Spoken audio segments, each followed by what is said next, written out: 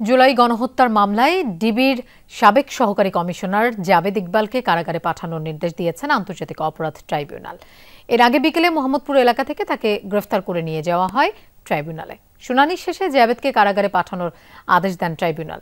পরে প্রসিকিউটর গাজী এম.এইচ. তামিম জানান, জুলাই আন্দোলনে রাজধানীর উত্তরা এলাকায় হত্যাযজ্ঞ চালানোর বিষয়ে প্রাথমিক প্রমাণ পেয়েছে তদন্ত সংস্থা।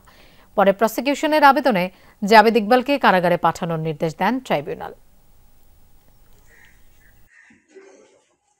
জুলাই গণঅভ্যুত্থানকালীন সময়ে সংগঠিত মানবতা বিরোধী অপরাধে সম্পৃক্ত আছেন মর্মে প্রাথমিকভাবে তদন্ত সংস্থা থেকে প্রাপ্ত চিঠিতে প্রসিকিউশন জানতে পেরেছে এবং তারই ভিত্তিতে প্রসিকিউশনের পক্ষ থেকে আজকে ট্রাইব্যুনালে একটি গ্রেফতারি পরোয়ানার আবেদন করা হয়েছিল, যে আবেদনের প্রেক্ষিতেই তার বিরুদ্ধে গ্রেফতারি পরোয়ানা জারি হয়েছিল।